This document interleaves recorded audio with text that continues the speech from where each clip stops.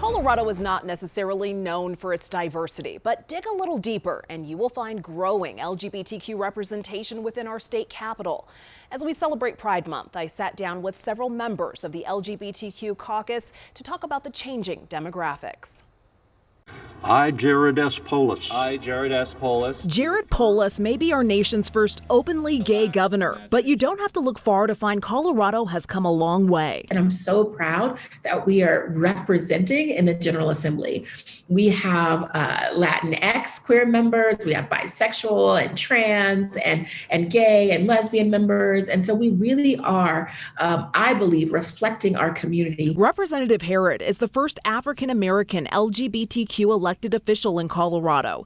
She is behind bills that ban discrimination on the basis of hairstyle and ending qualified immunity since her time in office. She says her sexuality hasn't held back her political career, but propelled her forward. And gave me the ability to have honest conversations with many different types of people because I represent so many different experiences. It's those different lived experiences that make representation at our state capitol so important, diversifying the conversation happening between the decision makers. My personal experiences as a trans person and the way people treat me or mistreat me and the way that people tell me their personal stories a lot of times in private, I can communicate a lot of those things to others. Representative BRIANNA TITONE was elected in 2018 and is the chair of the LGBTQ caucus. I feel like I wear two hats. I wear the HD 27 representative hat, and then I wear this other hat of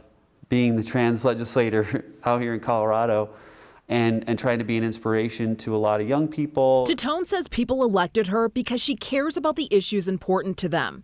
She has sponsored over a dozen pieces of legislation this session, including a bill to require insurance companies to cover annual mental health exams. For me, that's really what I really want to be known for is getting the job done, focusing on what the people in the district are talking about, and working really hard for the constituents. Although these lawmakers are often forced to confront bigotry, sometimes just doing their job has caused those on the other side of the aisle to have a change of heart. There's a colleague I work a lot with on business issues who wrote me a note not too long ago and basically said, that he was sorry for supporting or moving forward with anti-trans, anti-LGBTQ bills because he felt like it was wrong. It's not who he is, and he wouldn't do it again. Representative David Ortiz's election into office forced the Capitol to confront a long overdue change. The State House floor was not accessible for people living in wheelchairs until I got elected. Ortiz flew helicopters for the United States Army.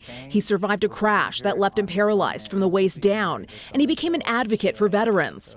When he decided to run for office, he came out as bisexual. I hadn't yet even come out to my family. It was something that I lived with my friends and me personally, but it was very freeing. Leading into it, I was like, well, I don't know what's going to come out during the campaign, so I'm going to have that conversation with my family. Ortiz wants to see more progressive veterans and LGBTQ lawmakers in the future. Us as a caucus, us as elected leaders, reaching out to the community more and trying to mentor and support those that are underrepresented. According to the Victory Institute, there are over 800 LGBTQ elected officials in the U.S.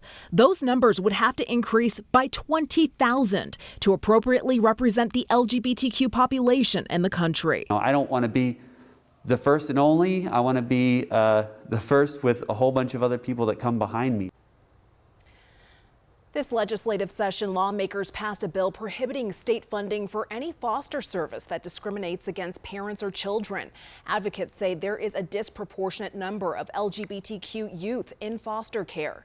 In recent years, changes to laws have expanded access to HIV medications, banned the gay trans panic defense, and have made it easier for non-conforming individuals to update their identity on documents.